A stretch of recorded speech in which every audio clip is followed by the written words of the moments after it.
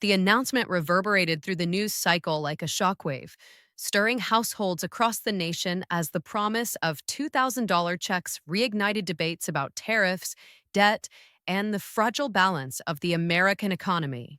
The president's message, delivered with characteristic certainty, framed the tariff revenues not as a burden, but as a windfall waiting to be returned to the citizens who felt the tightening squeeze of inflation.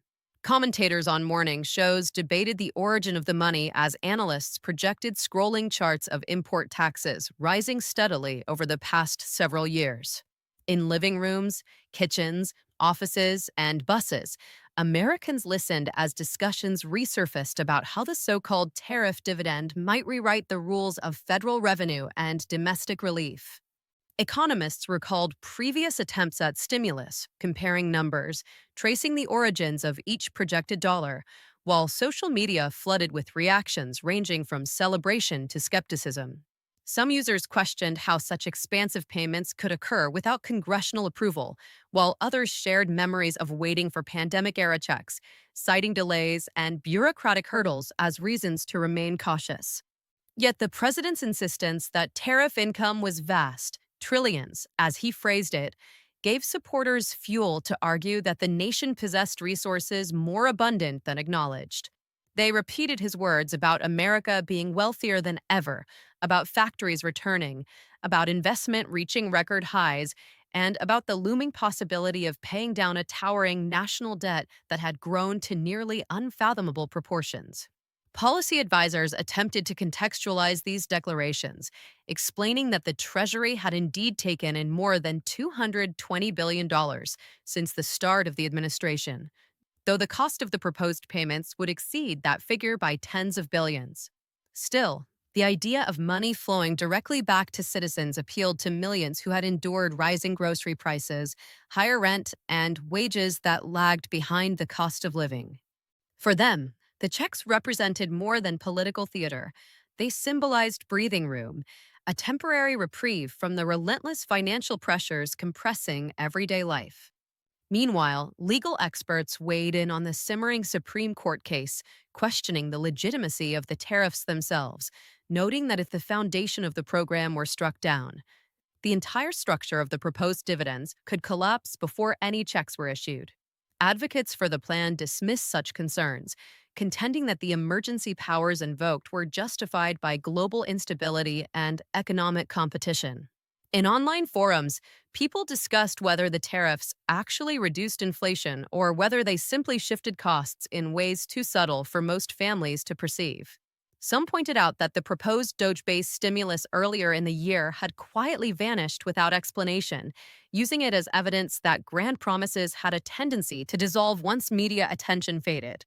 Others countered that this time was different, that the momentum and urgency of the affordability crisis demanded bold measures, and that the administration had every incentive to follow through. As debates unfolded, the Treasury Department remained cautious in its public statements, emphasizing that large-scale direct payments typically required legislative authorization. Their spokesperson noted that the tax code was the standard mechanism for distributing federal rebates, and without new statutory directives, procedural barriers could stall the program indefinitely. Despite these clarifications, the president's declaration that high-income individuals would be excluded fueled speculation about who exactly would qualify. Financial bloggers prepared calculators to help readers estimate eligibility, while community leaders encouraged families to temper expectations until clearer instructions emerged. Across small towns and sprawling cities, people gathered around radio broadcasts and streaming news channels, realizing that the issue had transcended traditional partisan lines. The checks represented a tangible benefit at a moment when abstract debates about debt ceilings and deficit projections felt increasingly detached from ordinary struggles. Supporters of the plan framed it as a reclamation of national wealth, arguing that if foreign countries paid tariffs, Americans should be the ones to enjoy the dividends. They repeated the phrases about factories rising and investment flowing in, painting a picture of renewed prosperity built on the leverage of import taxes. Critics, however, warned that such rhetoric masked structural imbalances and pointed out that many tariffs effectively acted as taxes on consumers, albeit indirectly. They questioned whether redistributing tariff revenue truly addressed inflation or whether it offered only temporary relief, while deeper issues, housing shortages, wage stagnation, supply chain vulnerabilities, continued to mount. Editorial boards published long analyses contrasting stimulus policies of past administrations with the present proposal, referencing historical precedents stretching back to the earliest federal tariffs after the founding of the Republic. Yet, amidst all the arguments, one sentiment kept recurring: the urgency of the moment. With affordability worsening, every proposed solution, no matter how unconventional, commanded attention. Families gathered around screens, replaying clips of the announcement, debating what they would do with $2,000 should it arrive. Some imagined catching up on overdue bills, others thought of groceries, school supplies, medical expenses, or simply saving the money for emergencies. Meanwhile, political insiders whispered about the strategic implications of the announcement, analyzing how the promise of immediate relief could shift public perception, influence upcoming debates, and reshape the administration's economic narrative. Speculation intensified as analysts attempted to quantify not only the feasibility of the payments, but the broader implications for national debt and fiscal stability. Conversations in financial circles unfolded with a mixture of curiosity and caution as professionals weighed the president's pledge that leftover tariff revenue would meaningfully reduce the staggering $37 trillion owed by the federal government. While some agreed that additional revenue, even modest amounts, could theoretically soften long-term obligations, others argued that the scale of the debt required structural reforms far beyond one-time payments. Still, the sheer boldness of the plan captivated the public, who found themselves caught between hope and doubt. Comment threads swelled with personal stories about the burdens families faced: rent increases, dwindling savings, childcare costs, and how a single check, though temporary, might ease months of accumulated worry. The prospect of relief, however uncertain, spread quickly across neighborhoods and workplaces, becoming a point of conversation that transcended political leanings. In policy circles, researchers traced the historical context of tariffs and their role in shaping American economic strategy. They reminded audiences that tariffs once served as the federal government's primary funding source in the early centuries of the Republic, long before income taxes became the backbone of federal revenue. Yet they also noted that modern trade systems were more interconnected and complex, meaning that tariffs could no longer be viewed strictly through the lens of national profit. As debates intensified, some economists emphasized that the cost of tariffs often trickled down to consumers through higher prices, raising questions about whether returning tariff revenue in the form of stimulus checks merely recycled money that had already been effectively extracted from households.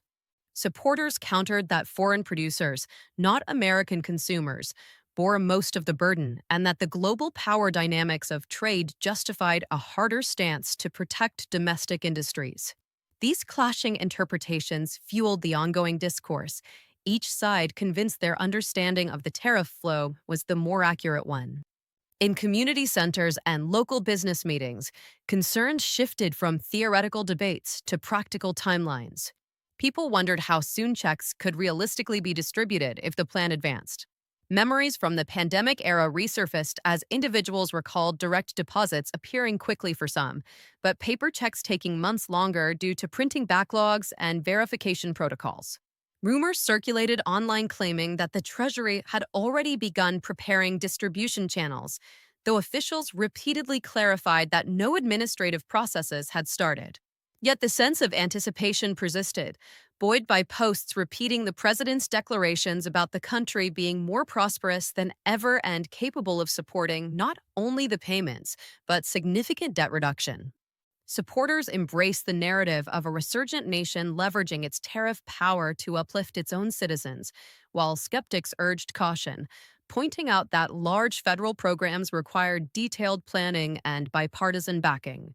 Meanwhile, legal scholars watched the Supreme Court proceedings with heightened interest, recognizing that the legitimacy of the entire proposal rested on the outcome of the tariff-related case. Arguments centered on whether the emergency powers invoked during earlier global disruptions provided sufficient justification for imposing broad tariffs without additional congressional approval. Some justices pressed attorneys on the long term implications of allowing unilateral tariff authority, hinting at the potential for overreach. The administration's legal team defended its interpretation vigorously, asserting that global economic instability and the need to protect domestic markets warranted decisive action. As commentary poured in, citizens following the case began to understand that the path to receiving checks, even if politically supported, ran directly through complex constitutional territory. Media outlets embrace the unfolding drama, treating the story as both political spectacle and economic reckoning. Investigative journalists examined Treasury data, highlighting inconsistencies between stated projections and historical revenue patterns. They interviewed factory owners who attributed recent growth to protectionist policies, as well as importers who lamented increased costs and supply chain disruptions. These contrasting experiences added nuance to the narrative, revealing that the tariff system created winners and losers whose perspectives shaped their reactions to the proposed rebates. Over time, the story took on a life of its own as it merged economic theory with public sentiment, national identity, and the lingering question of how a deeply indebted country could simultaneously promise large-scale payments to its citizens. Within households, the conversations grew more personal. Parents weighed the benefits of temporary financial relief against the possibility that the checks might never arrive.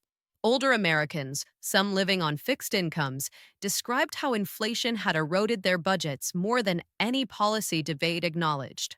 Younger workers, facing higher living costs than previous generations, questioned whether such one-time payments represented genuine economic support or merely symbolic gestures designed to buy time. Yet across these differing viewpoints, a shared sense of uncertainty united the nation. People waited for clarity, for confirmation, for a sign that the promise would materialize or fade like so many proposals that came before. As the administration continued to promote the idea, the president reiterated his confidence, assuring citizens that tariff income would continue to pour into the country at unprecedented levels. He argued that the economic landscape had shifted and that past assumptions about trade no longer applied. His supporters echoed the sentiment, embracing the message that America's prosperity was rooted in strength, assertiveness, and the willingness to challenge old systems. Opponents warned that such confidence overlooked the realities of global interdependence and that any miscalculation could ripple across entire industries. Amid these competing visions, the public found themselves navigating a story whose ending remained unwritten, their expectations suspended between possibility and doubt, their hopes shaped by economic pressures that touched every corner of their daily lives.